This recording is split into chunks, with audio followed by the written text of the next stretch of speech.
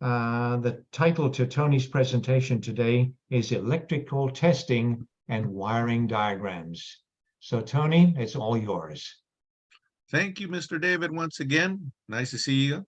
Thank you all for attending. It is a lovely morning. It is morning time here in beautiful Las Vegas, Nevada. Everything is going good, just cold. And in this case, my name is Tony Salas. For those of you that are new here, my job here is to talk about, yes, like David had said, electrical testing and wiring.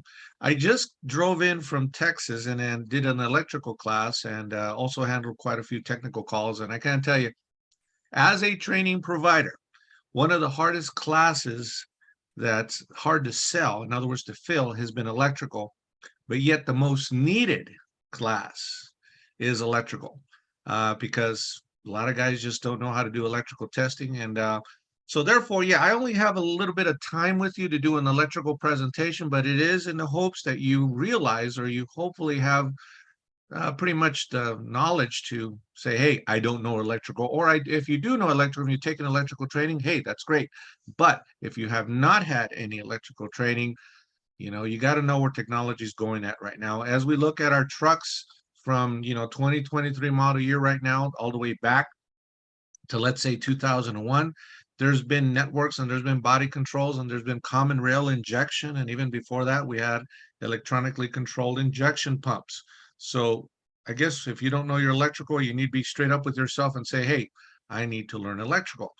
And us as training providers, we've actually had I'm working with a company right now that's going to be actually providing trainers. So if you don't want to do hands-on in front of an instructor, we're going to be offering training on Zoom. So therefore, it will require you to have a trainer with you, which we will rent or sell.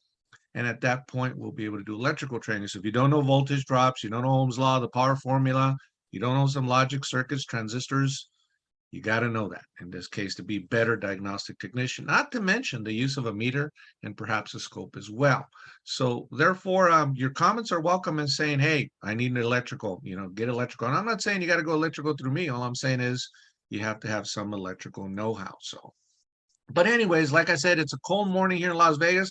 As I was driving into my home office here, this is our skies this morning. I took this shot right off the iPhone here this morning. So yeah, for those of you who didn't know, Las Vegas is the desert, but we did have a little bit of snow. So it's been cold, a lot of issues going on, but it's kind of funny because when you talk about Las Vegas, we deal with a lot of heat. So therefore, we're an extreme environment. So therefore, we get very cold, but we also get very hot. So some of you are laughing, say, that's not snow, that's just sprinkles. I know, but we do get up to 117 over 42 degrees Celsius. So therefore, it gets very hot. And the reason why I'd mentioned that about temperature is because temperature does play a role in electrical circuits. For example, just your everyday batteries. A lot of people don't understand that when you go buy a battery here at the local auto parts, you're paying $79.99, $129.99, and $149 for the same Group 65 battery. And in this case, a lot of guys don't realize what is the difference. Is it just because one comes with warranty and one doesn't come with warranty? No, it's all the cold cranking amps. So the cold cranking amps and the cranking amps are different on the rating of the battery. So one's taken at 0 degrees, one's taken at 32 degrees Fahrenheit, which is the equivalent of 0 degrees Celsius. So it's a specification that a lot of people don't realize. So basic questions that I ask technicians: A, do you understand the classifications of a battery? In other words, cold cranking amps, and do you also know reserve capacity? When you look at a diesel nowadays, like we discussed in previous sessions, the L5P Duramax, for example, and one of the things that a lot of guys don't realize is that those glow plugs reach over 2,200 degrees Fahrenheit, very hot, within 2 to 3 seconds. So you can imagine this happens very fast, but the thing is it does require a good battery. So again, you need to understand where your statistics and all your rationale of diagnosis is at, meaning that it all starts with the battery. I mean, we tell you in a diagnostic routine to go ahead and verify the complaint, and then you're going to go ahead and do a visual inspection. One of them is to check the battery state of charge. Where are you with that? Time and time again, we see loose battery cables, we see corroded terminals. I mean, this is a never-ending story, and you would think after so many years of training, a lot of us would have that down. And it is amazing how we can have, loose battery cables causing various different issues. I work with a transmission shop here in Las Vegas, and, we were talking one day, and he was amazed also as well. how many batteries we see bad. So therefore, it all starts with your electrical testing.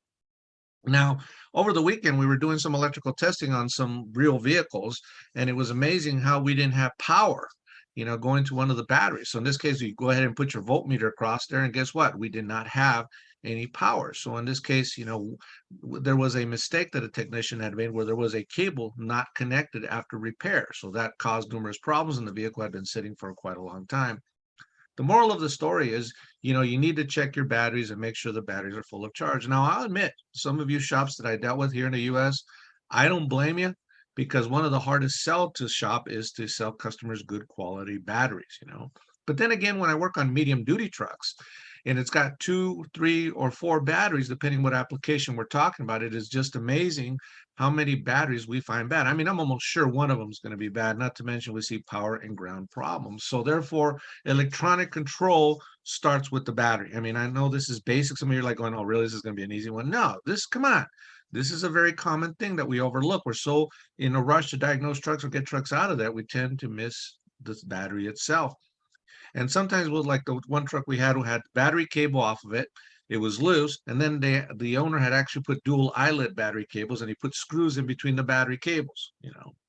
So that's where we get issues with voltage drop. So your daily diagnosis, before I get too advanced on electrical circuits, requires those basics to be checked. I mean, bottom line, battery, battery, battery. I mean, I can't say that enough.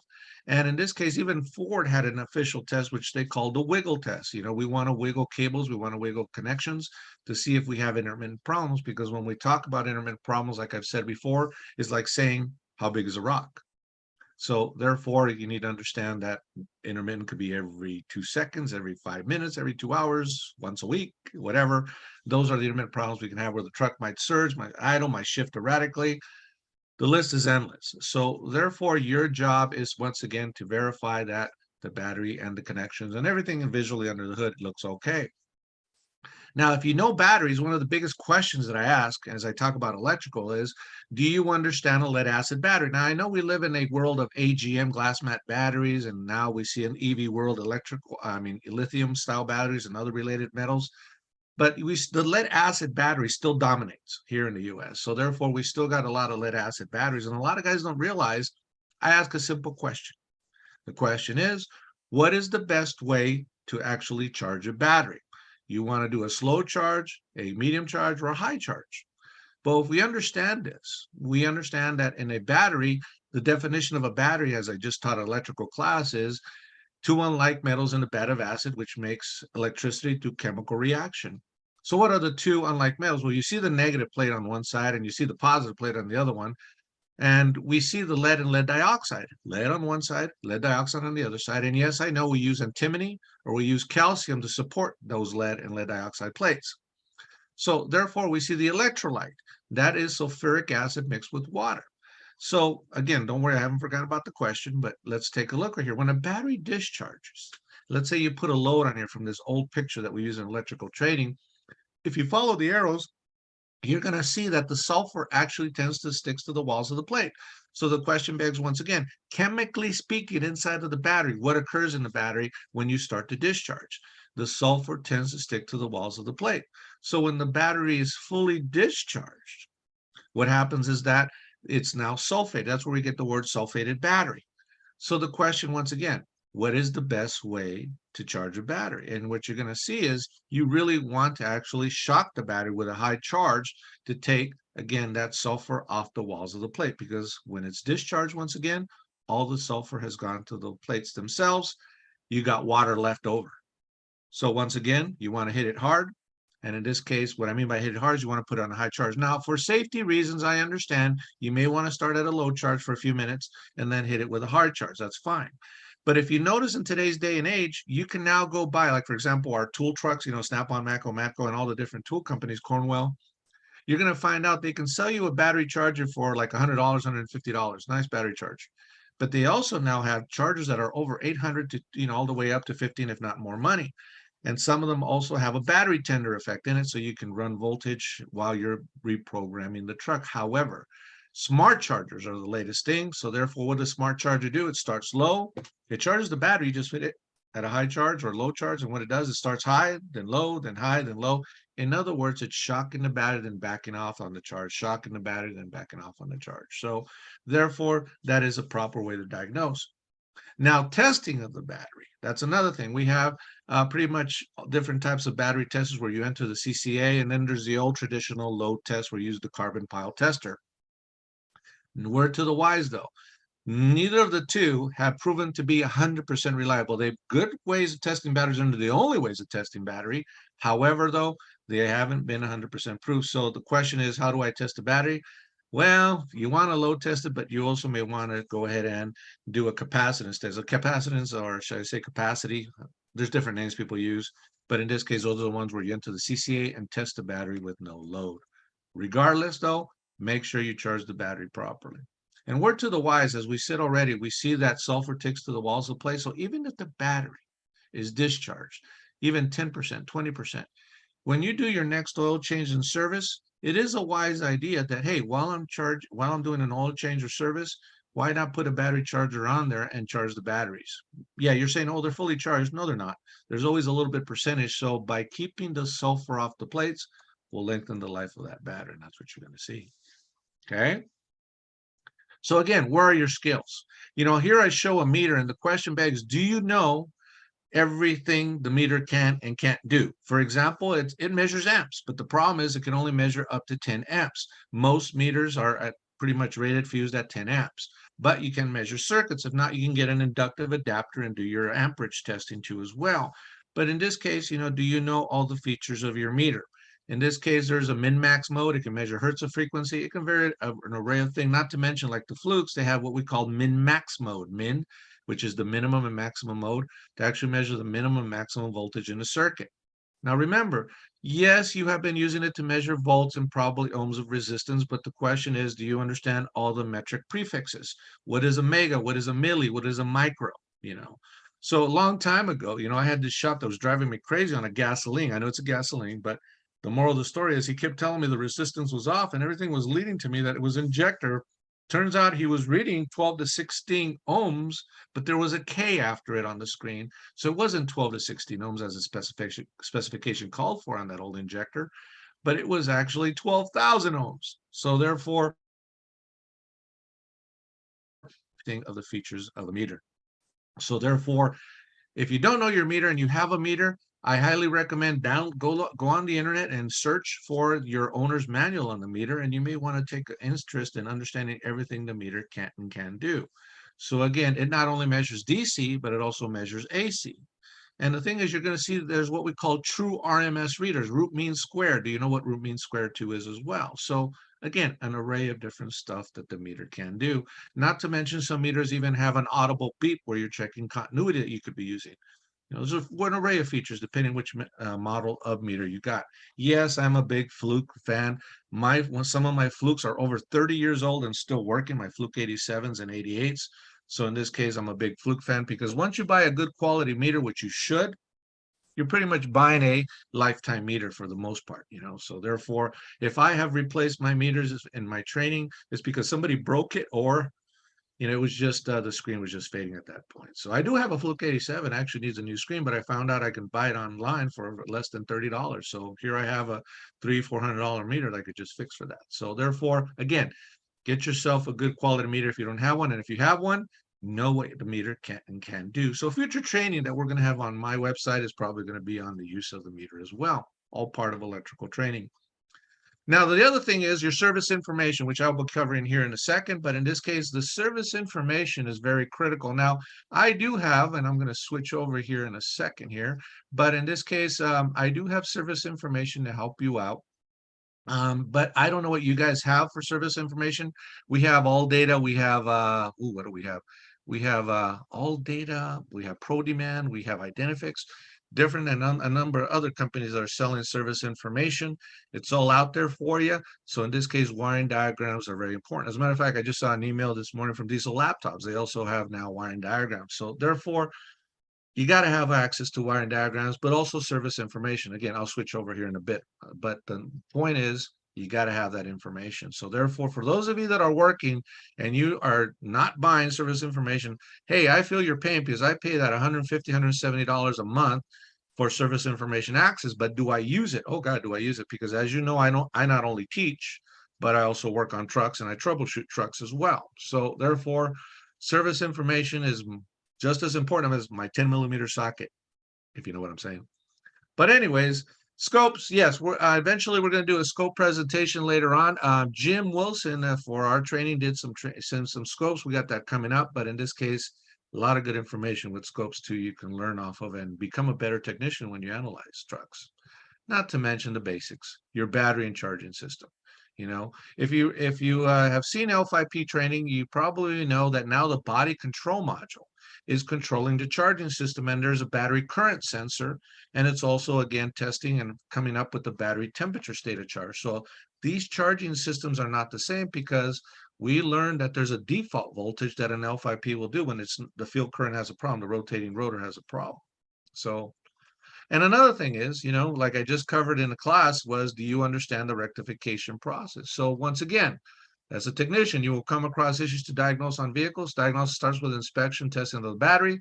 And again, it is the energy to make everything that's electrical electronics work.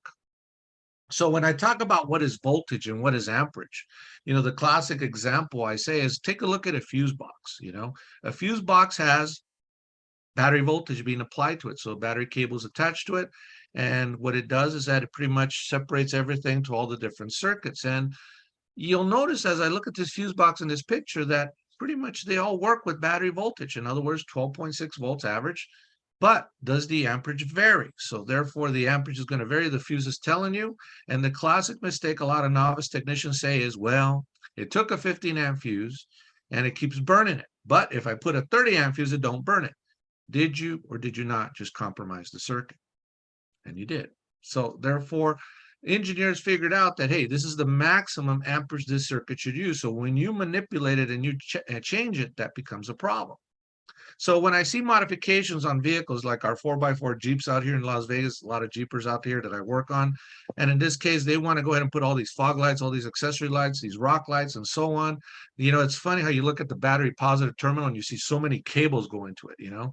There are junction blocks, there are accessory relay boxes they sell in the aftermarket. So there's a right way and a wrong way. You know, General Motors has this thing under service information when you're dealing with intermittence or hard drivability problems. And one of the things they say is disconnect all aftermarket equipment. Have I disconnected alarms? Have I disconnected remote starts and so on? Or I look underneath the dash and there's nothing but scotch locks in there because somebody put some accessory. Don't get me wrong, I am not against those accessories. What I'm saying is there's a right way and a wrong way to install them. And you don't want to tap into network circuits. You don't want to tap into battery circuits that are not there. Or when I look at a fuse box and I see a bunch of wires that are all wired into a series of fuses because they're tapping into power there. Again, there's a right way and there's a wrong way of doing that. So now, Ford, GM, and Ram Dodge, you know, as you know, they have their upfitter websites. You know, if you go to, you know, the motorcraft.com for Ford, you go to gmupfitters.com for GM, they actually have websites on how to install aftermarket equipment. You know, even as you guys out in the snow, you know, how to put a plow on and put the lighting, all the controls with all the body controls is what you got to know. Or a PTO, power takeoff. You got to know how to do that too as well.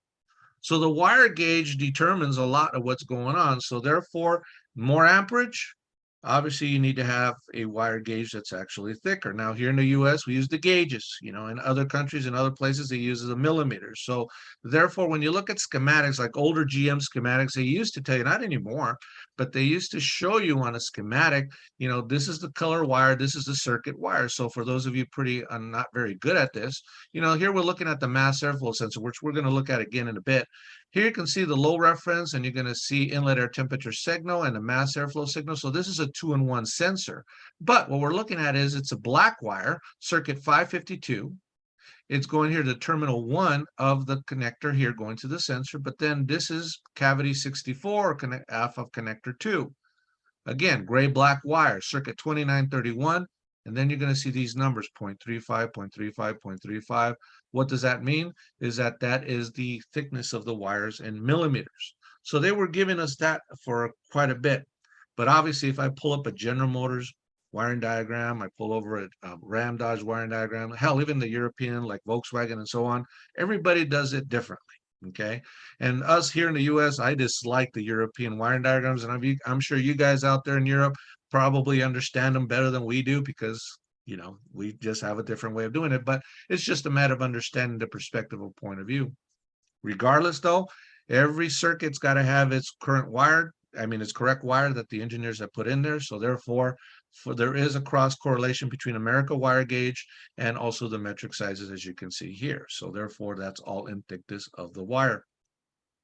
But again, you know, when you look at wire and you look at connections, like when we talk about the use of the multimeter, like I'm working with ATEC here, a company that we're doing training manuals and courseware here.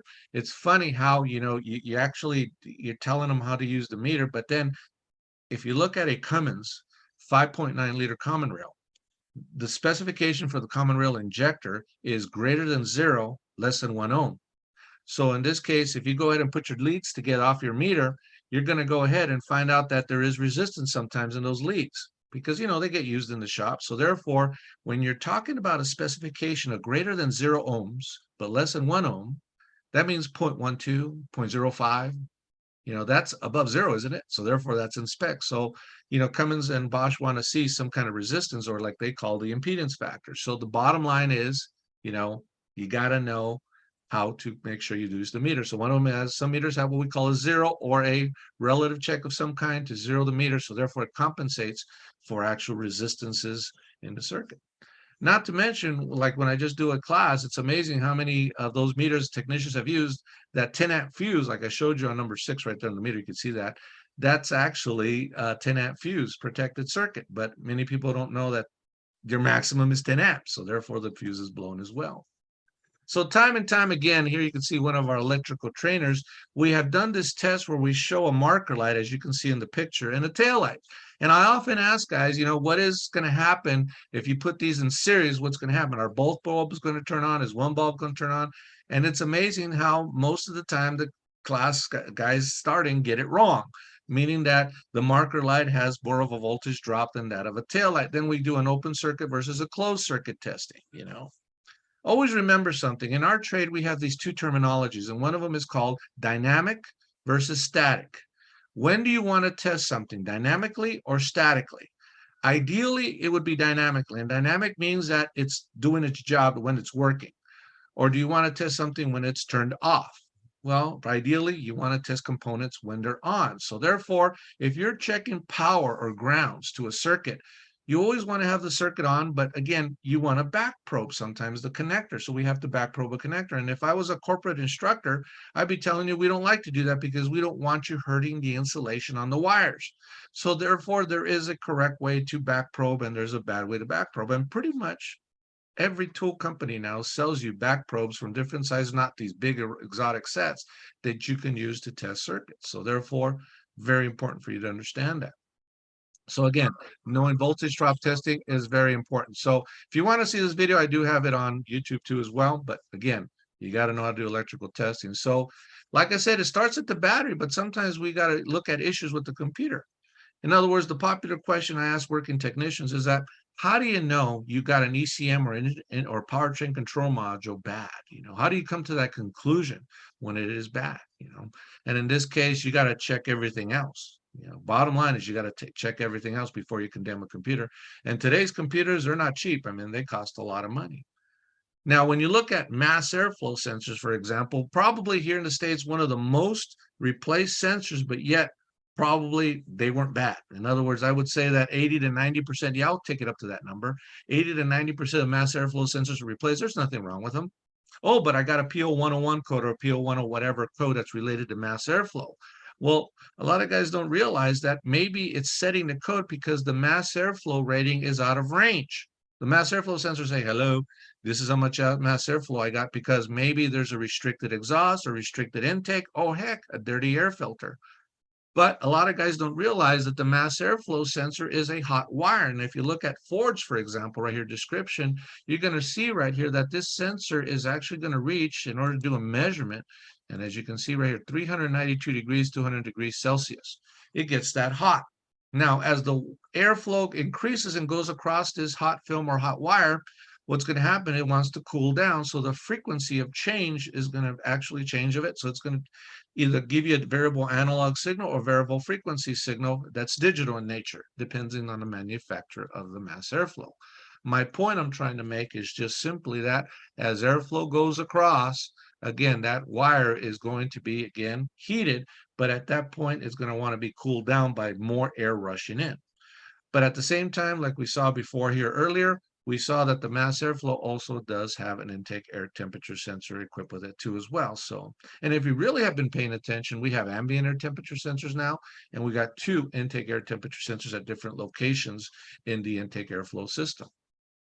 So here you can see, for example, from Ford, that as the voltage increases, that means it sees more airflow rate. So this is what we call an analog signal, meaning the voltage goes up and down depending on airflow, all changing. But again, do you know how they work? So one thing you may want to look into service information is your description and operation of how this all works. So yes, there is wiring between there. And I've always said that as long as there's wiring, there's 2 components, there's wiring in between them, I'm always going to have a job, for the simple reason that we can have loose connections, we can have frayed connections. But it also brings up another subject on the sidebar on that is those of you that are doing major engine work like head gaskets or turbos or whatever, or injectors, you guys need to be nice to these wiring, because as I see some technicians work on trucks, I mean, they're just tugging on wiring harness, they're yanking on them real hard. A lot of the engine problems that I see is not pretty much just happened by itself. A lot of it was technician induced. Yes, I said that, technician induced, which means that at one time or another, they actually took a connection and made it weak when they were doing some engine work. So you need to be nice and gentle, like you're trying to clear this component out of the way and you're moving that harness and you're pushing on the harness. The problem is, have you looked at today's harnesses on like on a 2019 or newer truck? You know, they've gotten a lot of smaller on the wires and the connectors. So therefore, we're starting to see some intermittent problems, other problems that could arise. But we were saying that the title of this presentation was Knowing Wiring Diagrams. Well, if we look at this older wiring diagram on this 6.0 diesel, for example, this is a 6-liter diesel. And what you're going to see is we've always traditionally seen in power distribution, and that's what it's called, power distribution. This chart, this wiring diagram is showing us the positives on the top and the negatives on the top. I hate to say it that way, but that's what we call it. But if you want me to be high tech, it would be the positive potential on the top, and again, the negative potential on the bottom. So yeah, we see the pretty much the in other words, your polarities on one side or the other. So again, positive on the top, negative on the bottom. Well, you're going to see that we have a new term we've been using for quite a few years now. It's called the high side of the circuit, or circuit high, and you're going to have circuit lows. Okay. Circuit high represents, or the high side of the circuit represents the positive potential, while the low side of the circuit, and the name says it all, as you can see the wiring diagram, we see again positive goes to negative, which is all part of the conventional theory. But in this case, we see that positive goes to negative, therefore that there is the high side of the circuit, which is positive, and then we got the low side of the circuit, which is negative. Now, when we talk about injector drivers, for example, we can have high side drivers and we can have low side drivers. Well, if you know what a driver is pretty much a transistor. So transistor turns things on and off, a solid state relay, if you will. And in this case, we're going to see that there's a high side, meaning it's controlling positive potential, and we have low side drivers, which is controlling your negative potential there, or again, your negative. So therefore, yes, I know if we're switching negative or positive, we used to call them, and still call them, pull-up circuits or pull-down circuits. But in this case, what I need you to understand is that if you're running a diagnostic trouble code and it has failed, it can set a circuit high code or circuit low code. So therefore, grounded, positive potential, open, whatever. So therefore, that's what you're going to see. Now, again, repeating myself like I was showing earlier, when you look at, for example, we're looking at the 6, so here's my mass airflow sensor. I'm going to move this over a little bit. Here we can see that we have, okay, we have our sensor, and we can see signal return, but what I'm trying to show right here is that we actually have a fuse at F2.22, and here's the fuse coming from the PCM power relay, and you're going to notice at splice 123, it's going to provide power to the mass airflow sensor. You know, a while back, I fixed a vehicle that actually had chronic mass airflow sensor codes, and turns out the sensor had been replaced in another shop numerous times, but nobody ever bothered to do a voltage drop test at cavity 2. Turns out that we had a high resistance fault. I forget if it was the relay or the fuses, but it had high resistance fault. So therefore, in this case, what is doing a voltage drop test? Well, what I'm going to do is I'm going to go to cavity 2. That means that's power, but one of these must be ground. And what do I see right here? A ground 101. So I can literally do a voltage drop test between cavity 2 and cavity 3 if I so choose. That'll ensure that am I getting full source voltage to that mass airflow. And turns out that I was only getting 10 volts or something like that. It was very low voltage. It was 10 volts compared to 13.2 of the charging system voltage I had at that moment. So that was triggering mass airflow problems. Now you're probably asking yourself, why would the mass airflow need full battery voltage? Well, remember that heater we just saw where that heated wire gets over 300 degrees? There you go. We're electrically heating it, and that's what we see right there. But understanding what you're looking at, for example, here we can see connector 128, which is going to the mass airflow sensor. Each one has its cavity, cavity 3, 4, 5, 1, and 5. Excuse me. So therefore we see that. Here we could see the connector on the PCM, connector 131.8A, which is cavity 43, cavity 42, cavity 21, and so on. And we could see our volt power. You know, we see that all the time. So therefore, very important. So what I'm also trying to show here is, like we said earlier, how do you know you got a bad computer when you got intermittent stuff? Now, I've always said that if a computer's acting silly, or the word I like to use is stupid, if a computer's acting stupid, the question begs, what's making it act stupid? Or how do we know we have a bad computer? You've checked everything else. But one of the key things we tend to forget and do is to check voltage and power going to the computer. I mean, this is pretty much a computer in itself. So therefore, in order for it to work, I mean, if I'm working on my laptop right here, I need to make sure my laptop's powered up. So the PCM, ECM are no different, or the body control module, transmission control module, they're no different. So therefore, we need to see battery power. So here we can see pin 40, pin 46, pin 34. These are all power. So I see 3 powers. And right here on the bottom, there's my grounds. Cavity 10, cavity 23. I'm sorry, not pins, but cavities. 23, cavity 11. So one more time, 40, 46, 34 are your powers, while your grounds are, again, 10, 23, and 11. So I would need a connector in view, which I can get from the service manual, and I could see which one's which. You know, a while back, so you can understand where I'm coming from, why this is important. I was doing a class, and on Friday, right before I was flying out, so I had to get done and then drive and turn in my rental car and get on an airplane and fly home. You know, the guys were like less than half an hour left before I had to leave. They're saying, hey, Tony, we got this truck and we got to, this truck had issues, no communication, no crank on the key. It got to the point, did you visually check all your grounds and powers? They go, yes. So I said, well, what you need to do is you need to pull the power and ground chart. In other words, pull up the connector and views and tell me who's the battery powers. Again, 40, 30, 46, and 34, and then your grounds. And I need you to stick a voltmeter and check these out, right? If you have a bad ground, it's going to show its ugly face here. So I flew home, I'm tired. I've been doing training for a week. Monday comes around, and at that point, I'm with other projects. So 2 weeks later, I get a call from that shop where I was at, and they're like, hey, Tony, we found the problem. And I'm like, good, you found it? Yeah, we got it fixed. Turns out it was a loose ground, a bad ground. I said, wait a minute, it took you 2 weeks? I told you to check your powers and grounds. So therefore, had they checked their powers and grounds with their voltmeter, they would have known that there was an open ground or a loose ground. There would have been a high voltage drop, in other words. So therefore, they would have caught it. So those of you that do cab off repair, how many times have you done a cab off repair and you're putting the cab on, next thing you know, something doesn't work? You might get lucky and it was a ground or a loose connection or connector you left loose or off. But in this case, what about when you don't? So therefore, you got to isolate where the power and ground is, especially we got nothing happening, where the key just turning on. You got maybe starter, maybe no communication. The list goes on and on. It starts with looking at your battery powers and grounds. But again, if that don't sell it to you, then you tell me, how do you know you got a bad computer? This computer cannot be replaced without you confirming power. And time again, we see guys replacing computers without doing those checks. And I guess they're just going to slap it on connected, hoping that, no, there's not going to be a problem. And it is a problem. Okay, so therefore, watch out for that. So understanding the circuits is very important. So like I mentioned, there is the high side, and then there's the low side. So therefore, the high side of the circuit is positive potential, and the low side refers to the negative potential, as we said already. So in our last presentation we talked about the L5P and we showed this wiring diagram here. And as I was showing the wiring diagram, I was showing how we can have so much going on. This box right here, this dashed box right here, all this guy right here is K111, which is your fuel pump driver control module. And this guy, all he's doing, okay, is just controlling your fuel pump, your lift pump, right? But it's also obviously working with, well, actually, what is it working with, you know? In this case, we see instrument cluster schematics. We see data schematics. Again, this is all going to the schematics of communication here. So 1, 2, 3, 4, 5, 6 wires are for communication. Then for the three-phase pump, we got 1, 2, 3, 4 wires going there, okay?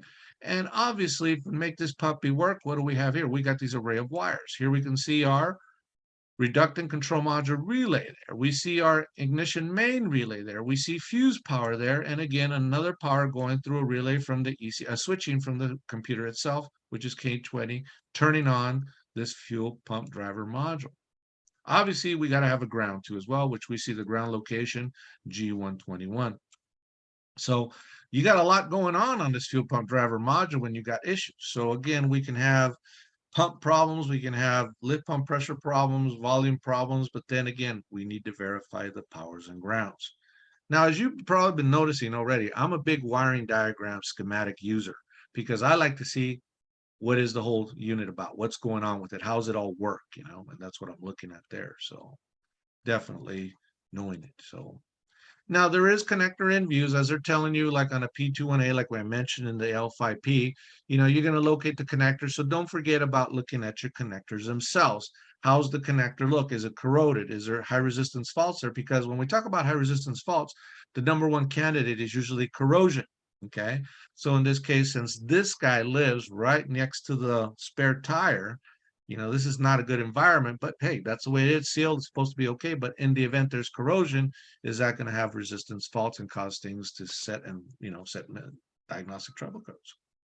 So I like Ford's self-test, you know. When you look at Ford, one of the things I like is when you do a key on engine off self-test, you're telling the computer to test its circuits. All the powertrain circuits are being tested. Not to mention when you do a key on, if the engine runs and you got a drivability problem, you can run the key on engine running self-test. So when you see factory Ford technicians, you're going to see that they don't just retrieve codes, they run a self-test. And even after they did a repair, or even if they're verifying a code, they run self-test after self-test after self-test because you're letting the computer run a test. For example, I was talking to a guy on a 6-liter and he said, hey, I was measuring the 48 volts going to the FICM, the fuel injection control module. I said, you were measuring that? He goes, yeah. What do you mean you measured it? He goes, yeah, I got underneath the connector. It was a bear to get to, but I had to measure those 48 volts. And I'm like, you do realize the scan tool gives you that voltage. He's got a built-in voltmeter in there where he's measuring that. So in this case, we also have to know what are the powers of the PIDs and the data you have available on your scan tool instead of you taking time out and losing your diagnostic time when it's already mentioned or shown on the PID list or your data list off your scan tool. So therefore, that interface is telling you a whole heck of a lot, so you got to know what it is. So as I compare, let's say I'm working on a 2002 Duramax LB7, and I'm looking at a Duramax L5P for 2021. Boy, those scan tool data lists are night and day. In other words, I have a lot more information of what the computer's testing circuits to tell you what's going on. I mean, we just saw the 3 phases off the L5P. You know, it's telling you the condition of each one of those phases he's testing. So therefore, it's testing time and time again. But then when we're doing scanning and we're doing diagnostic testing, do you know your pins? In other words, do you know this diagnostic link connector? Now, I've only labeled a few, but in this case, do you know them all? I mean, shame on you if you don't. Pin 16, easy one in the world. Pin 16 is battery power. Pin 4 and 5 are grounds. Yes, I know 5 is shown, but 4 is also a ground. And then you got the famous one, which is 6 and 14, which is controller area network or CAN communication. So do you know them? And then we got slow speed CAN or low speed CAN or intermediate scan. Those are taking place on pin 1 and so on. Do you know your diagnostic link connector? So if you don't, shame on you. You ought to know this by now. So if not, get to know it. And if you need to go ahead and, copy one off the internet, paste it and put it on your toolbox so you can see it in every time, put it next to the Snap-on bikini girl there. But in this case, you want to see this all the time. Hey, do that if you have to. Whatever works, put it on your toolbox, put it wherever so you can understand what's going on. But then as I continue talking about scanning, we just talked about Ford and we talked about their self-test. Please note that numerous circuits, like you saw the three-phase pump or other circuits from Ford and RAM and so on, those set diagnostic trouble codes. And we've said time again that a code is a test. So therefore, you can watch Keon Engine running on-demand codes, or you can watch continuous memory codes. So remember, on-demand codes are the product of a self-test, while continuous memories are codes that set by itself. But then when I see guys talking about network testing and you got no communication, sometimes the easiest thing is the obvious that's overlooked. For example, I'm a big proponent of testing. Let's see if it talks. If I'm connecting a truck, everything looks good. I've done my visuals. I'm up to my step where it doesn't communicate with the scan tool, because if you're using the scan tool as the first tool, shame on you too. You need to open that hood and look underneath that hood and see what's going on. But in this case, I like to do the old-fashioned, the computer does not, the scan tool does not communicate, then therefore I can do a test between 14 and ground and 6 and ground, because that is CAN communication on most trucks nowadays. So therefore I can check to see if I have 2.5 volts. Now I know in 2021 and now to 2023, we're seeing gateway control modules on a lot of models. So therefore that's changing the name of the game, because this is changing nowadays. They're going to gateway modules. But I've shown this before about the Powerstroke 6.7s, and we see that there's a lot of communication coming out of that 14 and 6. So we also had some other instructors in our previous roundtable sessions and even our training where we were seeing that we're having grounding problems. So if there's a ground going to 14 and 6 or any of the other communications, here you can see that there's your battery power on pin 16, there's your grounds on 4 and 5, but again, there's your intermediate communication and medium speed communication. I call it low speed and high and medium speed, but in this case, those are taking place at different pins that talk to other modules that you're seeing there. So it evolves, and we see if we follow one network, it eventually goes to the ECM, and in this case, that's what we're looking at here. But then we have private networks where we have the NOx sensors actually reporting via CAN.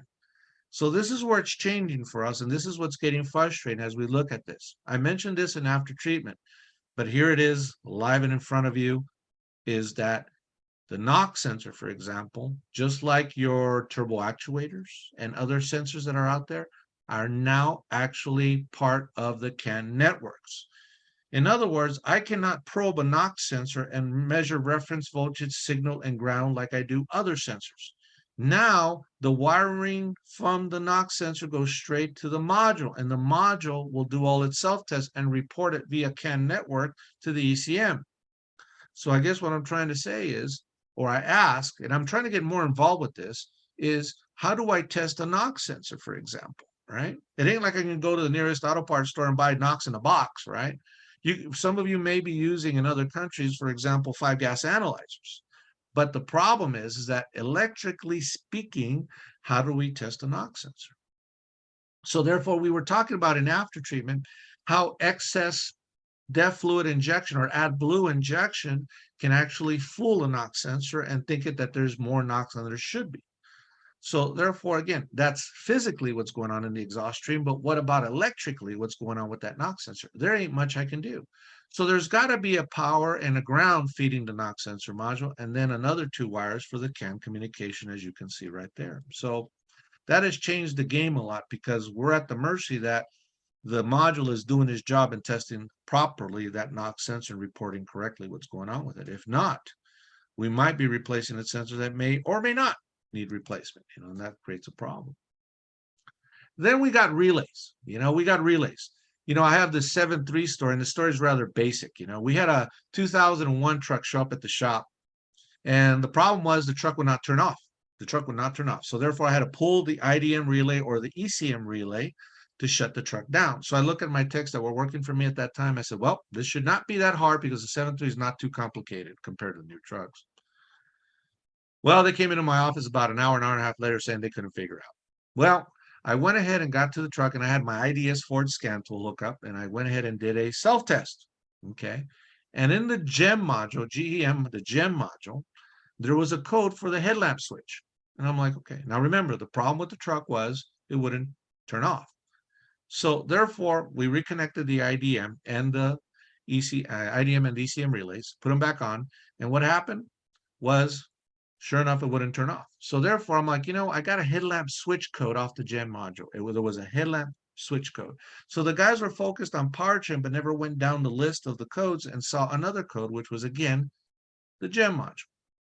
And the GEM module, was reporting headlamp switch. I said, you know what? I'm not even messing with the headlamp switch. It's easy to get to. So I pull in front of the dash. I pulled the dash off real quick. It's really easy to do if you worked on a Ford product. And I disconnected the headlamp switch. And now guess what? The truck starts and turns off fine with the key. Well, it turns out that we had a backfeeding headlamp switch. Somehow it's backfeeding power into the ignition system, keeping the relays on, so it never turned off. So the moral of the story is that a backfeeding circuit can affect and keep relays on. But then again, we don't understand a relay. A relay is a low current circuit controlling a high current circuit. There's a switch side and there's a coil side to a relay. So if you don't know it, that's one of the reasons why I tell you need electrical training. Okay. But in this case, I'm not trying to put you down. I'm just trying to make you realize, get training. Okay. Get trained on electrical. But anyways, we have seen even 7.3s have random misfires. You might think I'm crazy, but it's true. Truck comes in, has a misfire. And one of the things I like to do when I got a misfire is I just pull valve covers off of 7.3 because it's easier that way. Yes, I can do the contribution, but I'm comfortable taking the valve covers off. They're not hard to do. I can have them off in 45 minutes. And in this case, what happens was that we disconnected one injector at a time. And the thing is, I found out that it was number 3 injector. Okay, number 3 was bad. The thing is, the technicians came up to me that were working for me and said, hey, Tony, can we do the same thing? Check it out before we do the number 3 injector. I said, yeah, go ahead. So they came back, says, Tony, you're wrong. It's not number 3. It's number 5. I'm like, what do you mean it's number 5? It was number 3. So we all walk over back to that truck again, turn it on. And sure enough, it's number 1 now. You talk about a random misfire where the misfire kept changing at every key cycle. You know what the problem was? It was actually the IDM. I believe it was the IDM relay or the ECM relay. It was one of those two, which is very critical on a 7.3 liter. So in this case, that's what we found bad. But what I'm trying to say is, if you see relay contacts, those are mechanical devices that open and close and have these contacts. So could you imagine in the life of a 2001 truck, how many times that relay's turned on and off? So therefore, can those contacts get carbon coated or become resistant? And the answer is yes. So that's why when we do, like, for examples, a FICM on a 6.0, or we do a VP44 injection pump on a RAM, we automatically include in the repair a new relay because, again, that relay could be interesting. Now, on a Ford 6.0, I got to tell you, you can watch on the scan tool on your PID list, you can read your actual battery voltage and your FICM relay voltage. So you can know if a relay is going bad. So if your battery voltage is 13.2 and your FICM voltage is like 11 volts, then therefore, you got a problem, don't you? But in this case, again, relays can become resistant. So another reason why you should be doing some voltage drop tests, or you can buy those test relays they sell out there in the trade. So now, keeping relays in mind, here's another wiring diagram off of Ford. Probably saw some GM stuff, and you can see here, Ford is notorious for using a inertia switch. Okay, these inertia switches, believe it or not, with time can also become resistant, depending if they've been opened or not, or they've just been sitting for a long time. I even made a YouTube video on my channel about that, on how to bypass and how to test an inertia switch, because we did have one act erratic. Now, here's the deal. Here's your fuel pump relay. So like I said earlier, for those of you that, again, don't know relays, you should know relays. Again, a low current circuit controlling a high current circuit. There's your coil side, and there's your switch side. We can see that we're, again, protected by the fuse. Again, we see a switch right here. So therefore, the switch is normally open or normally closed here. We can see that. Now, here's the moral of the story. The truck came in for being in theft mode. In other words, it was going into passive anti-theft. So therefore, it was disabling the fuel. So therefore, I could not go ahead and start the truck up. Now, there's more to the story, but I'm just trying to get to the point. The point was that the starter had not been working. So the starter circuit had a problem, and it kept going into theft mode, theft mode, theft mode. THEFT, that's what I mean, theft mode. In other words, it's thinking it's being stolen. The thing is, I had to make a judgment call. The judgment call is I had two codes, one for theft, it was going into theft because I couldn't correct start it, and two, it also had a low voltage indication to the lip pump. So I'm like, wait a minute, low voltage, how did the computer know that there's low voltage going there? Well, as I look at the wiring diagram right here, as I follow power here, look at pin 5 here of the relay. You'll notice there's the inertia switch. Obviously, the inertia switch is closed. And then at that point, it's supposed to go to the lip pump, and I'll show you the rest of the diagram here, but you're going to see a splice right here. And if I go all the way to the far right, follow this violet and white wire, which is, again, cavity 56, that is your FPM wire, aka known as your fuel pump monitor. That's how the computer knew there was low voltage there. So therefore, he's literally taking a voltage reading off of this. So if I follow the rest of the circuit right here, you're going to see there comes that wire. There's that splice 107 going to your fuel pump monitor, and there it goes to the lip pump. Okay. So obviously the lip pump is actually grounded. So since the lip pump sits in a fuel filter / fuel pump assembly right in the frame rail, which we call the, what do we call it? Oh God, I'm losing my words here. The, oh my God, I just had a loss of words. But anyways, it houses the fuel pump and the filter. And in this case, what I did was I could do a voltage drop test between terminal 1 and 2 going to the lip pump. I could have done that. But in this case, I realized that, okay, the computer sees a low voltage already. So therefore, where could my problems be that's causing this low voltage? Could I have a bad ground? Yes. Could I have a bad connection? Yes.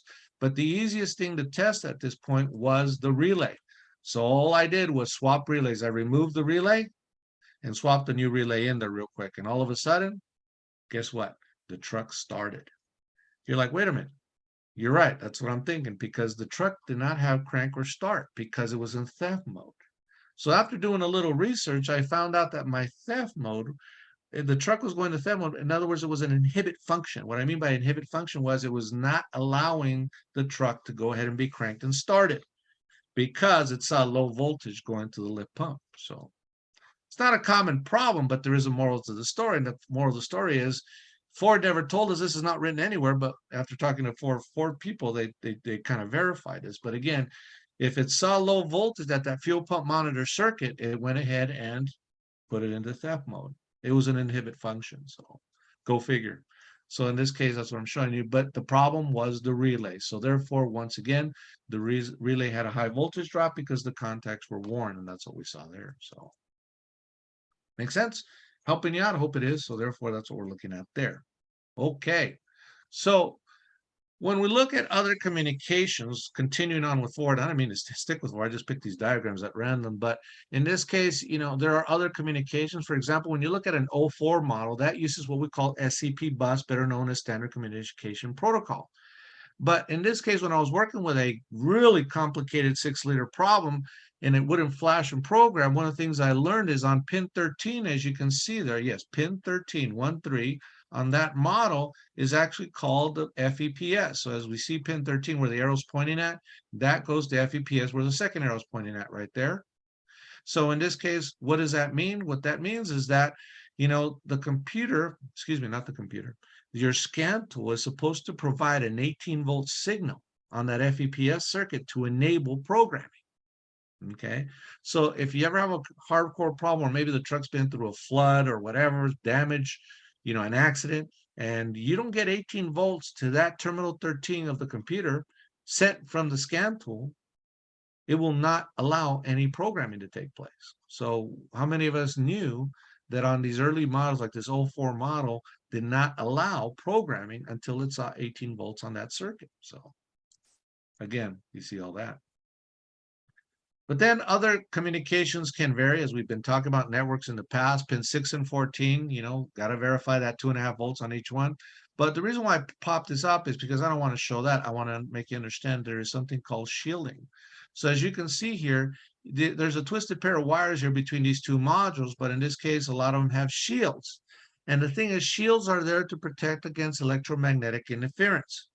So therefore, it cannot be influenced and actually manipulate these signals. So there are numerous radio signals, electromagnetic signals that can affect communication, but they don't, thanks for the fact that these wires are twisted together, and they also have some kind of shielding from electromagnetic induction, which we see here. So a good example of that. So Now, on older stuff, like here we can see a Dodge application here.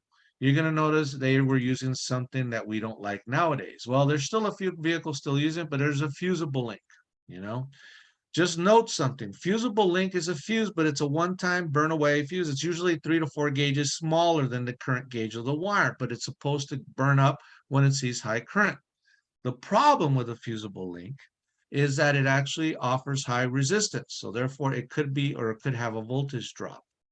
So we are at the opinion now that if there is a fusible link problem or it's actually burnt, we do not reuse the fusible link. We actually put now an inline fuse holder. So if it's a high current circuit, you can put a bit of maxi fuses or mini fuses, whatever it might be. So therefore you can put bigger fuses nowadays, which is now available in our industry. Not back in the day, but now we do.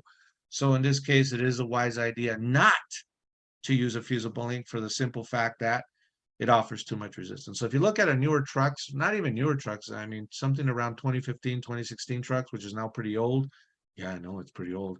But in this case, you're going to see they're all using some kind of solid state PTC circuit breakers, or they're using some kind of maxi or big fuses that we see being used there. But once again, we see off the ECM how they're showing you your fuse power. And we also see the grounds going to the ECM module right there. So again, we got to know where everything is at. By the way, do you notice something though? These three battery feeds, which is cavity 20, 30, and 40 off of connector 2, they come from the same splice, which is coming from the same fuse, which is fuse for 42, which is a 30 amp fuse. While the grounds on the other side, as you can see here, are coming from, again, your ground location G114 right here, way down here. And you can see the three grounds off of cavity 21, 49, and 50 off of connector 2, again, are coming off the same ground location. Why did they do that? Well, they wanted to have total failure in a way, or partial failure, good failure, in the event there was a problem with the main ground wire going to G114. So therefore, it would make it a lot easier to diagnose because you would see there would be no ground at all the cavities. So if I'm doing a test, I got the computer off and I'm backfeeding or I'm open circuit testing, you can see there was no ground on 21, 50, and 49. So therefore, the common denominator would be, well, they're probably going to the same splice or the same ground location. So I have to go find where that ground location is. Now, I'm not going to lie to you. One of the hardest things to find in the service manuals, I don't care if it's GM, Ford, one of the hardest things on many applications of these is to find where is this ground located at. So Ford has done a very good job on later models, very good job of telling you where they're at. GM and Ram Dodge, you got to know how to use it. So that's why I challenge you to work with your wiring diagrams and your service information system so you know where all this stuff is located at. Where's the connector in views? Where's the power distribution? Where's body schematics and so on and so on and so on. And that's what you want to see. So yeah, that's what we're looking at. A little bit of redundancy, but this is again a Dodge application here. We can see pin 16 battery power. We saw the grounds at 4 and 5, but you can also, there's a 4 and 5 over here. But in this case, you can see all your various communication that you got here. For example, we were just working over the weekend on a 2001 Ram 5.9 with a VP44 pump, and it's got an ECM and a PCM. It's got an engine control module, power control module. So there was an array of communication wires taking place there, not to mention the ones going to the VP pump itself. Now, in the early years, before CAN, for example, this is a 2001 through 2005 GM Duramax 6.6. That was using single wire communication. So therefore, all communication took place with one wire. So in this case, that was on the powertrain side. So therefore, we can see radio, PCM, body control, all talking on one single wire here. And here you can see a shared wire between them. But in this case, all single wire communication, as you can see here. So therefore, when you look at an 01, 02 to 04, all the way now to 2020 models, boy, these networks have evolved and there's a lot more going on there. Now, obviously, when you do scans or when you're doing any kind of, diagnostics, you're going to use your scan tool. And in this case, when you use your scan tool, you're like, okay, what is going on here? In other words, what am I going to test? Today's scan tools are pretty remarkable. Like, for example, you can see my older Snap-on Veras, and I'm not endorsing Snap-on. I'm just saying, hey, look at the software out there. Because we were playing with an Autel this weekend, and there's other brands out there. And in this case, all I'm saying is know what your scan tool can do as well. For example, I have scan tool capabilities. I got guided component tests. I have built-in scopes. I mean, I have an array of different things I can do. Sure, this puppy costs money, but let me tell you, this tool has paid itself 20 times over. So you want to look at the tool that works for you. I'm not endorsing any product, like I said, but I do want you to understand that you need to start looking at, hey, what's available for me to test and what can I do testing with? In other words, am I able to, test sensors? Am I able to scope? I mean, the list goes on and on. I don't even know where to start. I guess what I'm trying to say is know your scan tool and its capabilities, because it's sad if you're just using a scan tool to pull codes out. You ought to get more into it. So therefore, I have a lot I can do. I just diagnosed not too long ago a 6.7 Cummins, and the thing is, it had manufacturer codes, but it also had OB2 specific codes. And the specific code was more into it. Then I got into mode 6 to find out what's going on, blah, blah, blah.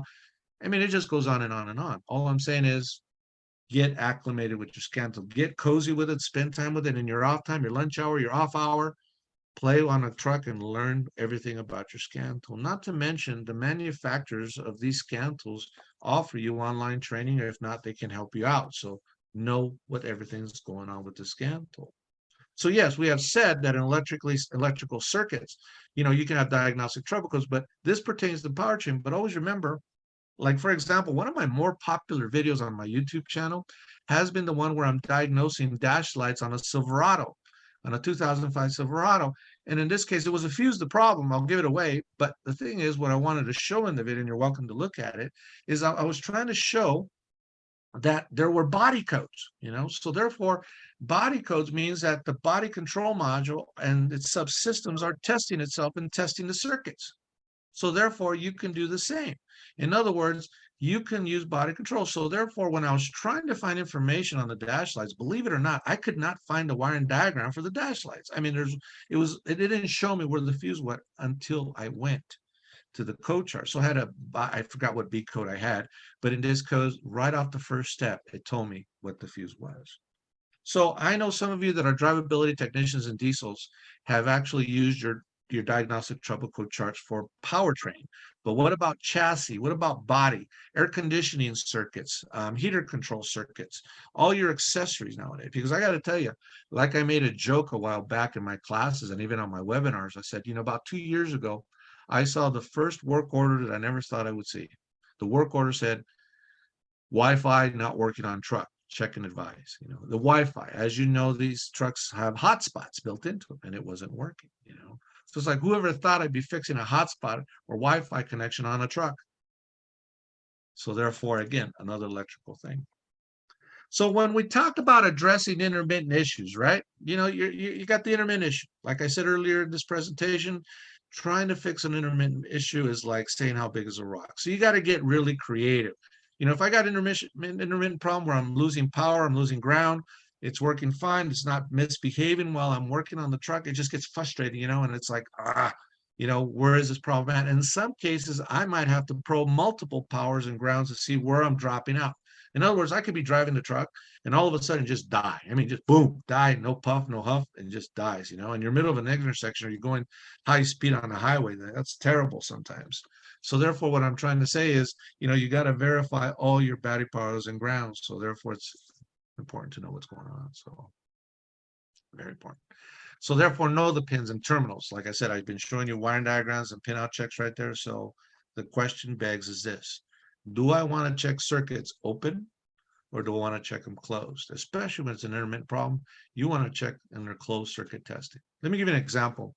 A long time ago, I had this truck and it kept stalling.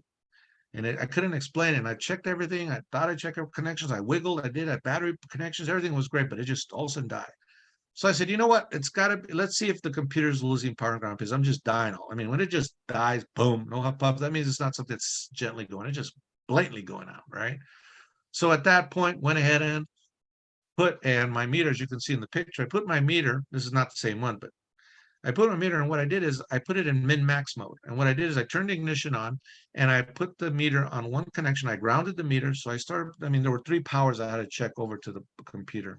And I put it on one, then another one, and another one in 3 separate driving events. All I did was I wanted to see when the vehicle did die, if I lost power on one of those 3 terminals. So I'm driving, and all of a sudden the truck died. Luckily I was on the side I was close to the side of the right lane. I pulled over, and the thing is, all of a sudden the truck started again. So as soon as I cranked it, started. I'm like, so I'm losing it. But all this time, the meter was in min-max record mode. It was recording the voltages. So at that point, I got to see the minimum voltage it measured and the maximum voltage. Now, all this time, I kept a key on. So I kept cranking to start it, but it was on, run or crank position.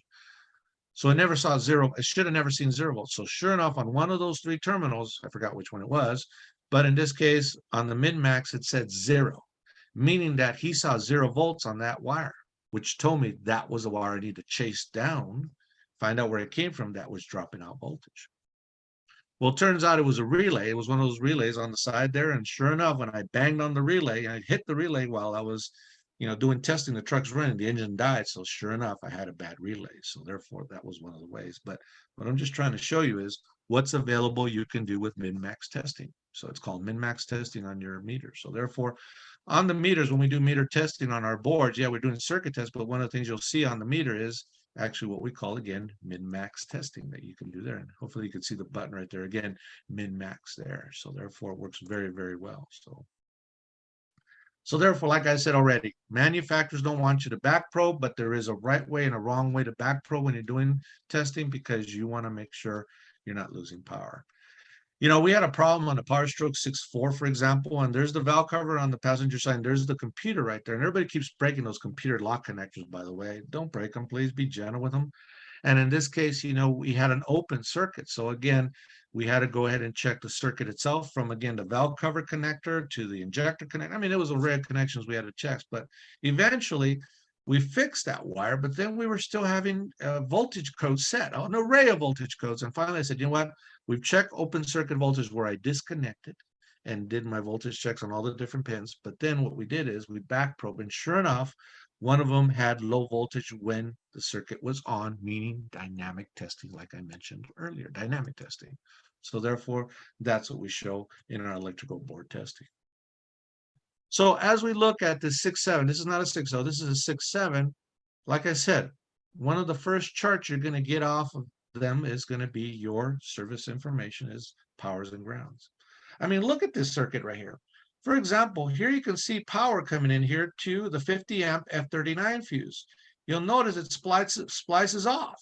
One feeds one side of the relay, one feeds the other side of the relay. So when the relay contacts close, it'll provide power going to F76, F72, and other components. So in this case, we're going to see power distribution take place by the PCM relay. The thing is, you got to understand that what enables the relay is the computer itself will turn on the relay through the relay control wire. So again, he provides, again, the ground or the negative potential or the low side. And in turn, the coil gets energized and the contacts close, and then we provide power. So this relay has got a lot of influence in the circuit should it actually wear out with time. So know your power distributions, that I said over and over and over again. But yes, like I've been saying already, you should be looking at your, you should be looking at your PIDs. And in this case, when you're looking at your PIDs, know what you're looking at with your PIDs. Do you know what a PID's showing you? So in this case, what is this PID looking at? As I scroll down PID list, it's like, okay, what can I see? What can I do? Do these voltages look good? Remember, a computer doesn't have eyes or ears. His eyes or ears are voltage signals. In other words, how's the computer read sensors? How's he interpret information? How's he get the programming out to do what it wants to do with the injectors and the turbo and so on? It uses, again, voltage signals from different components. As we said, there's a sensor side and there's the actuator side, but everything works with voltage, current, and obviously resistance in the circuits too as well. But you got to look at your sensors, not only your readings. For example, when I've always told guys to look at sensors, have you noticed that there's a sensor signal voltage, but then there's the actual sensor reading? For example, I could look at exhaust gas temperature sensors shown there on the lower right, but would it be nice to see what the signal voltage is coming in? Because I could have a problem with the signal voltage, because the question begs, how do you know if the truck's in a default mode? What's a default mean? That there was a problem with that sensor. He knows there was a problem, so he put a default value there. And he could do it on the sensor side, and he could do it on the actuator side. You follow? So therefore, very important to understand that. It's like, take a look at your PIDs and make sure you're not in default. So let's say I have a diagnostic trouble code for mass airflow. Let's go back to that guy again. In this case, I'm going to look to see what the signal voltage is and also what the actual reading is to see if it's not a default. Know how that works. So that kind of brings up another point. Do you know your sensors? Do you know how these sensors work? So therefore, I've been saying it time and time again about, you can't function correctly or understand things correctly if you don't know your sensors. You got to know your sensors, MAP, ECT, EOT, crank, and the list goes on and on and on. So therefore, you're looking to understand how these work. Do they use a 5-volt reference? Do they use a 10-volt reference? Do you use a 12-volt reference? What do they work with? So know those sensors. So, and do you know the types of signals they generate? Analog, I showed you that earlier on the mass airflow, but then you got digital signals. And then you also got AC signals that can be generated. For example, like a Powerstroke 6L, since I've mentioned that earlier. Those crank and cam sensors generate an AC signal, but there must be something that changes it or converts it, better yet rectifies it to or buffer it, that's another name they use, to change it from AC to DC. So in this case, you want to go ahead and do that. So in training, we talk about DC circuits and we talk about AC, what is peak voltage, peak to peak, and RMS, and so on, average voltage. You got to know it all. So here's a quick sneak peek on how that works. Again, the crank signal generates, the crank sensor generates an AC signal, and within the computer there is some type of buffer that converts it to DC. So when you look at your scan tool, like on a 6.0, you're going to read sync signal, is it yes or no, and FICM sync. There's 2 of them. So it's easy, in my opinion, it's easy to know if a crank and cam sensor are working correctly because you'll be able to see the sync signal is yes or the sync signal is no. Truck won't start. Okay, what's wrong? Sync signal is no. Well, therefore, it's a crank or cam sensor problem. But if you have a sync signal yes, but a FICM sync no, that means something in the computer, better yet, the FICM is not communicating back to the ECM, which is not assuring that the FICM has been synced with the ECM. So therefore, a lot of stuff you may or may not know already in terms of diagnosing these trucks and what's proprietary to them and how they work. And here we could see the actual 2-wire AC signal being generated. Now, obviously, my snap-on component guided test will actually let me scope that AC waveform to see if it's getting the minimum or the maximum. But we got to do our homework. Ford gives us this free information on how these sensors work. Here you can see an example of the crank sensor that I just stuck to. So therefore, you have to know how they work. So know those sensors and how they work so you can do a little reading and a little understanding and knowing what you can and can't do. So like I've been showing before, on component guided test, you can see here on this component guided test on my my Veris, we can go ahead, you can see all the different components I can test there. It gives me information, and I believe this is a 6.4 Ford, and you can see the various components of this. Here we're checking the crank sensor there. You can see the same crank we were just talking about. There's your pin, there's your connector in view. It describes a digital signal versus an analog. And then at that point, it lets me do an array of tests. Here's a key-on engine cranking test. It's going to show me and set up my meter ready for me to get my 2 leads and connector, and it'll be able to go ahead and I'll be able to hook up a scope and see the waveform. I mean, come on, guys, this is great stuff. I mean, I hate you new guys. You new kids are new to learning this. You got all this available to you, all these different tests. I mean, AC voltage tests. It says right there, key-on engine cranking 0.5 volts AC and running 1.5 to 2 volts AC. It's giving me those specs and the connector in view. That's all available for you. And then you could do a frequency test. Again, you can measure the frequency at different RPM levels. Is that cool or what? So to me, this makes me all excited. I love technology and all this stuff, but again, it makes my life easy on how to test perspective sensors, so very important. So know the wire and how they work. The classic example I tell guys is that many people don't understand. For example, we have a technician doing a voltage drop test. He puts his leads right across the engine coolant temperature sensor because most of your engine coolant temperatures are 2-wire sensors. And he says, "Hey, Tony, I got a problem." "What's that?"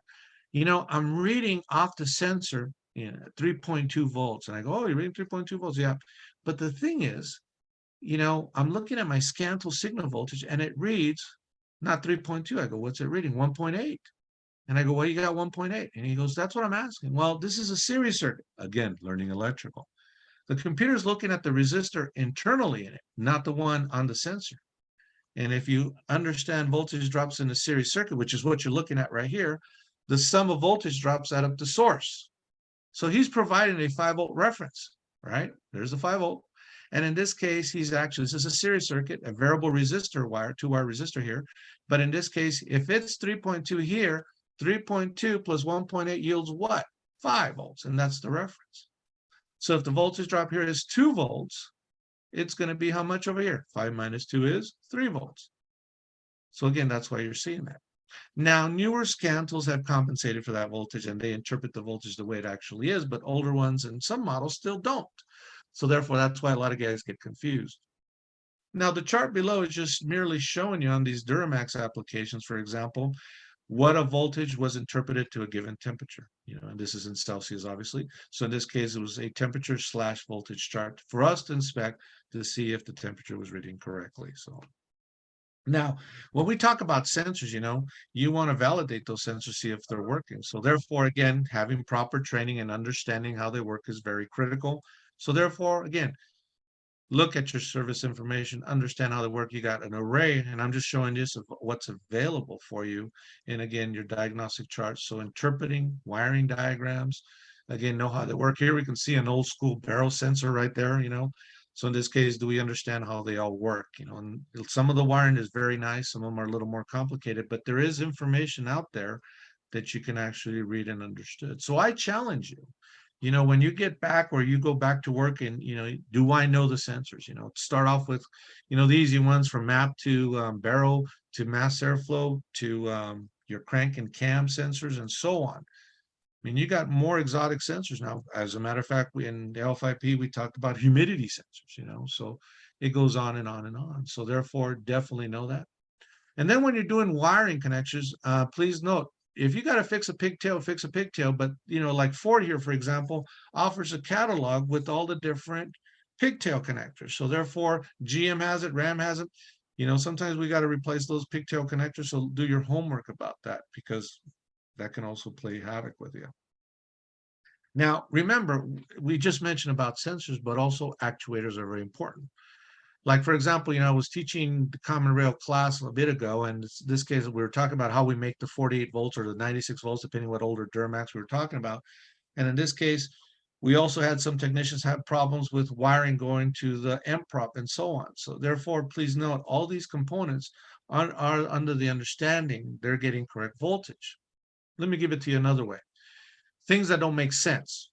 Back in the day when we were dealing with the 6.0s big time and then dealing with Dodge 5.9s, and now with 6.7 Powerstroke, we still see that nowadays, and again, title says here, things that don't make sense, meaning that when we had a no communication or intermittent communication or crank no start, one of the things we used to say in a 6.0 class, 6.0 Powerstroke class was disconnect the fan clutch, disconnect the glow plug control module, disconnect the ICP, because that could be the cause. And this would sometimes cause no communication from taking place. Or a 5.9 Cummins, disconnect the fan clutch. That could cause no communication as well. And the same for a 6.7. So what's happening is that we have circuits actually that are bypassing, and they're actually influencing the computer, and in some cases, shutting down communication with the computer. For example, when I work with a Powerstroke 6.7 or a 6.0, not the 6.4, but 6.0 and 6.7, if we got no communication, one of the things we like to do is just simply unplug the computer, simply unplug the engine connector, leave the body connector on, it's still communicating through there.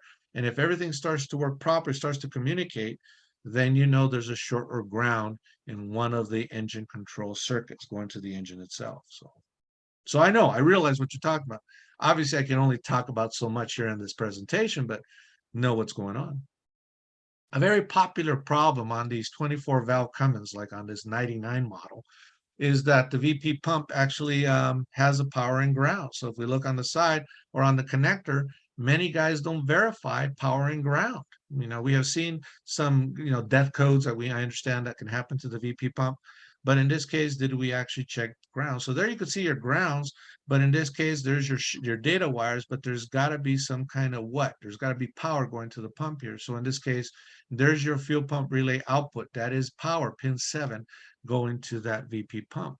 So in some cases, what I've had to do is literally do a voltage drop on the pump, had to get creative behind the connector and see what the voltage is as I'm trying to crank or key on, meaning I'm doing a dynamic test to see that's what's going on. Remember, what powers up that pump is a relay. That's why I told you earlier, when we do a VP pump, we also do the what? We also do the relay, but you can also have a bad ground. That's why I mentioned earlier that sometimes we have a bad ground connection going to that BP pump. That's an oldie but a goodie, believe it or not. So therefore, that's what we see there. And lastly, on some of the last final things here is electrolysis. There could be electrolysis. And in this case, electrolysis can cause numerous problems. What is electrolysis? It means that the cooling system has become electrically charged. Look at it that way. And one of the tests that they've been telling you to do for years has been ground the meter and put your red lead of the meter, put it in volts DC, and you're going to measure the voltage of the coolant. Literally dip it in the coolant if it's electrically charged. So when we see heater core failure, we see, again, a radiator failure. It could be not because of bad coolant. It could be that it's electrolysis that is built up, accumulated on. What's the fix? Grounding.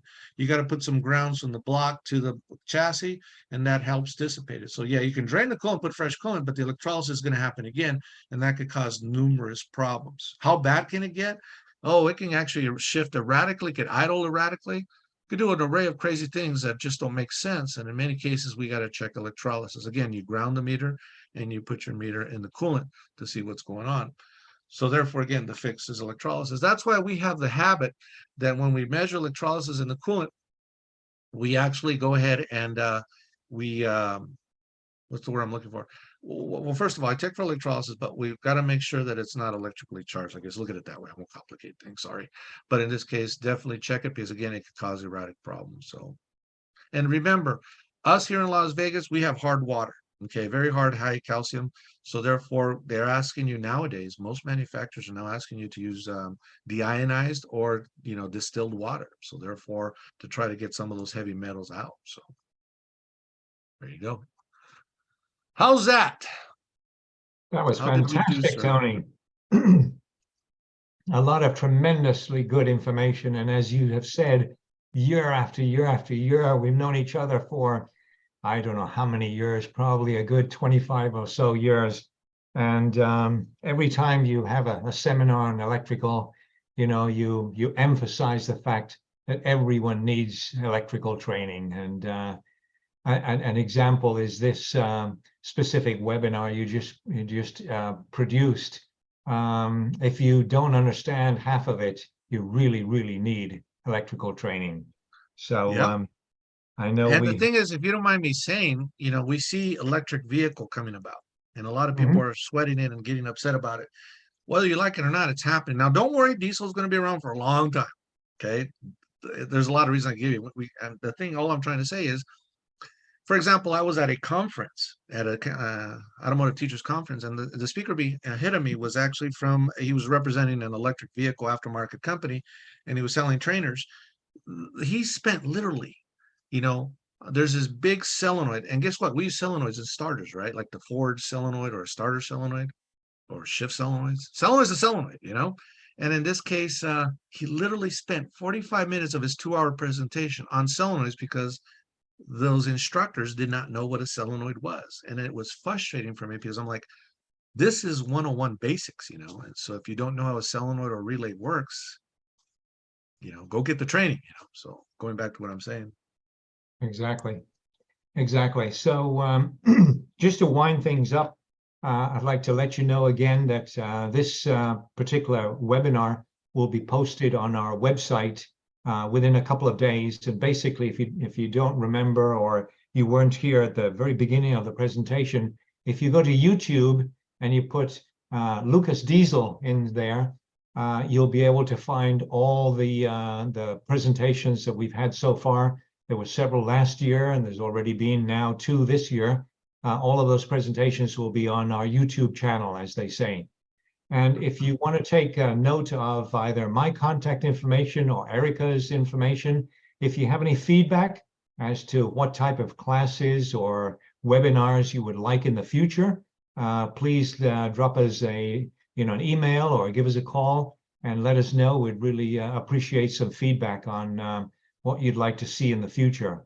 But there were a couple of questions. So one of them, I'd like to make a comment. Tony, you were talking about the Fluke 87. I've had my Fluke for about 30 plus years, and it's a Model 87. And I've used the Min-Max several times, and it's extremely handy, whether you're working on DC or AC. You could be in an environment in a building, and you want to know how the voltage drop is over a period of time, it works really well and is extremely handy. Yes, But it is. what I'd like to ask you, Tonio, there was one question here. When is the electrical Zoom classes going to be available? Do you have any ideas? And where are you going to? That is happening rather quickly, within a month. And in this case, keep an eye on the website, or you can call me or email me directly. But in this case, what it is, the way it is, real quickly, I'll make it quick. First of all, the biggest problem in teaching electrical remotely has always been you need to have the bulbs and the setup and the meter and everything. Okay. So what we're going to be doing is we're going to do one of two things. We're going to either have you purchase the boards. There's going to be these boards here. As a matter of fact, give me a second. Let me grab that board. Hold on. I got it right here. You have a board.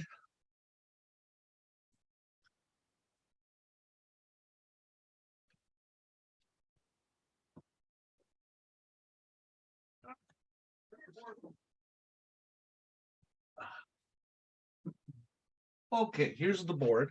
And what it is that this is going to be the board right there. This is one of two, actually. This one has electrical motor and so on. So I don't know if you can see it. But in this case, what we're going to be doing is you're going to be, obviously, we got to pay for this board. So therefore, it's going to be a deposit. So you can rent it for the training or you can purchase it. It's your choice. But in this case, I'm working with ATEC on this. So therefore, what it is that you're going to be doing the electrical exercises with courseware material that we will give you. But in this case, you will be meeting with me 2 to 3 times a week for an hour, and I'll be reviewing that. So we plan on doing that in a 3-week span. So after 3 weeks are over, you're done with it. You can ship us the board back. And then at that point, you get a certificate for that. So this is a certificate testing program we're doing it. So you will have an actual, believe it or not, a certification on electrical, because it's hands-on. So, and then we'll give you some worksheets where you will go ahead and do some vehicle testing as well. So yeah, it actually covers circuit testing, bulb testing, but also it gets into motors and also generators too as well. So there you go. Can you remind us of when you said on our website, which website it is? Or Oh, this will be on my website, which is powertraintraining.com, powertraintraining.com. So very good. and my email, for those of you, I know that we got David's and Erica, but you can also contact David. He knows how to get hold of me, but it's Salas, T like in Tony, SALAS at dieseltg.com, which is training group, diesel training group, TG, dieseltg.com, Salas at dieseltg.com. Very good. Appreciate it. One other question that was on here, Tony, was, are there any applications out there in which you cannot do the traditional disconnect the battery completely, take the battery out and replace it with another battery and then put the connectors back on? Are there any applications that require you not to disconnect the battery altogether? Yes, because when we change a battery, for example, we don't want to clear the radio memory for the customer. So we usually put some type of box or some kind of jumper box, as we call them in the trade. And in this case, we provide continuous power while changing the battery. So therefore, some on the early models, you're going to use learned memory. On the newer models, it retains it regardless if you disconnect the battery or not. But in this case, it is advisable mostly for convenience purposes and those memories that are set in the battery to go ahead and put a voltage either using a jump box while you swap out the battery, because you don't want to clear out those learned memories that are for convenience purposes for the most part on these vehicles. So okay, appreciate that. I think that about covers all of our questions at the present time. We want to thank you, Tony, for another excellent webinar. We really appreciate it. And as I said earlier on, it'll be available in a couple of days on our YouTube channel. So with that, if anybody needs any assistance or we can help out in any way, here's our contact information. Please make sure you jot that down. Otherwise, be on the lookout. In another week or two, we'll be announcing our March webinar. So anything else, Tony? I'm just about done. Thank you for everybody that attended, and we'll see you in training, but get trained if you don't know electrical. Great. Thank you. Appreciate your help. Thank you, Tony. Take care. Bye-bye.